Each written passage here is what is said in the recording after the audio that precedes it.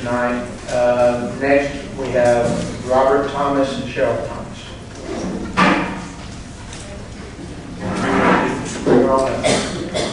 She drive or you drive? My name is Robert Thomas. This is my wife Cheryl. We moved here because we love the mountains, love the area. And we're from Illinois. We come from places where there's big cities and expressways all over the place. And the 2 lane roads here are better than any expressway in Illinois. Guaranteed you. I agree with that. I could have gone up there and just said me too, because much of what's been said already I've written down. But I have just a couple of thoughts. What is this going to do to cause air pollution in our area? What's going to happen about the noise pollution that you'll have from this project if it's completed? The environmental impact. I haven't read the brochure, the documentation of what they have for that in their studies. Whatever it is, I think it'll be bad for us as a whole. But what's this going to do to our streams and water? The runoff from the construction, the boring of the tunnels, and what they get into in the water situation when they go through the mountain. It is a great concern to us and to a lot of people. I'm not good at speaking, so I'll just cut mine short. But I would like to see something else done instead of this highway proposed and put through. And our home lies below the gap, where when the blasting starts, we're going to have boulders probably down on top of us, and all the noise and the debris. And I'm so afraid our water supply is going to be ruined. I mean, we've got great water right now, and I can't bear to have that ruined. This is our dream home. You know, we want to live here forever.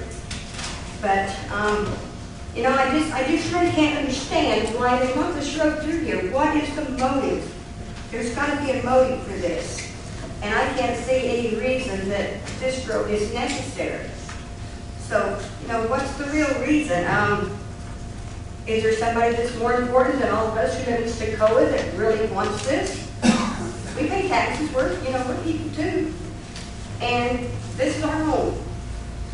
And we have wildlife, and we have friends there, and just everything we care about is there. You know, and we're so proud to live there. It's beautiful.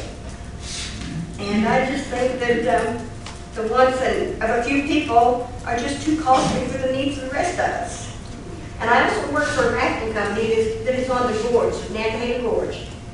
And if it gets bypassed for this road, I may lose my job. There may be a lot of businesses that are going to go upside down. And it's going to hurt a lot of people. There's a lot of little restaurants there that depend on a lot of walk-in traffic. We depend on a lot of walk-in traffic.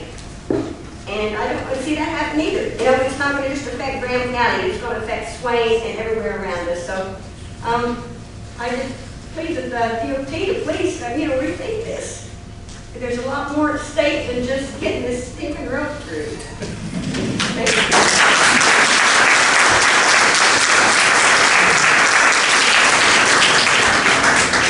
Thank you, Mr. Thomas. Next, we have Mr. Tom Hoffman, and after that, Vernon Barmuse and Delmar Holdo will be next, so we should be prepared. So, Mr. Hoffman, again, please state your name and address.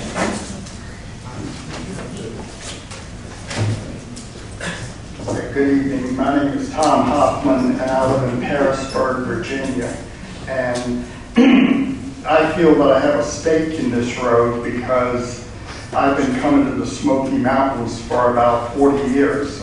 Probably out of those 40 years, I've probably come at least 30 times. And to me, the Smoky Mountains and Southern Appalachia in general is the most beautiful place in the world. And I've been to the West Coast, I've been to California, I've been to Europe, England, France, Germany, but I always come back here.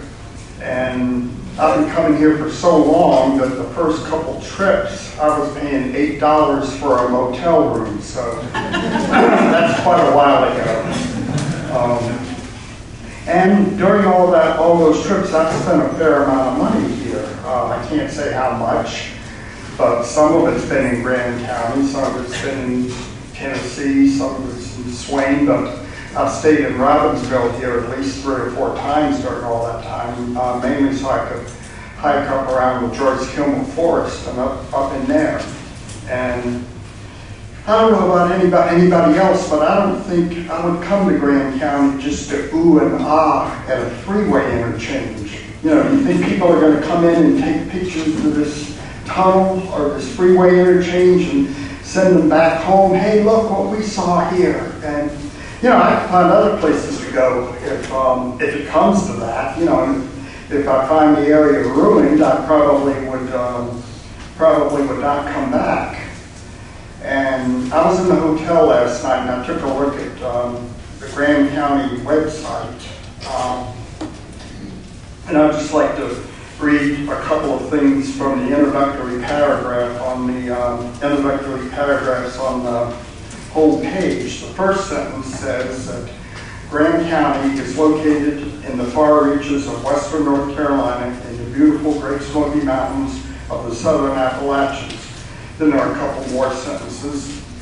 And the last sentence is Grand County is nestled among hundreds of thousands of acres of wilderness full of stunning mountain landscapes and many breathless views. Now, I think I see a little bit of a hypocrisy here. You know, if you put that on a website, then you're going to ruin it all with the 4-lane. You know, I've got a real problem with that. And again, I think the answer is to improve the roads that we already have. I drove that 143 3 times yesterday, and all 3 times I could have fired a cannon or a big piece of military ordnance or something right down the middle of that road and not hit anybody. And there's no traffic on that road, and there's not much more on 28 either. So I can't. To me, it seems like it's going to make some building contractors rich, and possibly people that want to put up Holiday Inns and McDonald's and all these other things that come around when you build a new road, and you know, real estate speculation and all of that. So that's all I have to say. Thanks for listening to me.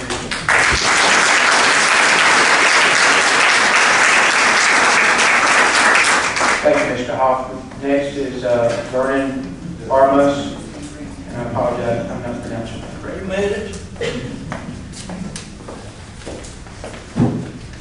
I'm Vernon Barmos, and I live under the footprint of this for over 30 years now. And when I first saw this map, my house was in the middle of it, and it's still there. But that aside, the state has a right eminent domain. And I wonder if you have envisioned Graham County after the proposed 74 relocation. 44 residents will be removed. These displaced families will no longer contribute to the community, or will they contribute to the tax base. The remaining citizens will have the extra tax burden. The turkeys that occasionally visit us and the other wildlife will have to find new feeding grounds. Those traveling from Bryson City to Andrews will have an additional 17.8 miles to drive. The 18-wheelers that will be routed through these mountains will leave much noisier valleys. The gray deposit you find on your windows will be the residue of diesel smoke from the exhaust of these trucks. I don't think you will enjoy the odor that they leave behind either. The noise that wakens you from your sleep will be the engine brakes of these trucks as they make their descents. The peace and quiet, once enjoyed in these valleys, will be no more. Those traveling on this relocated highway will be forced to travel on some of the most dangerous 2-lane road in the state.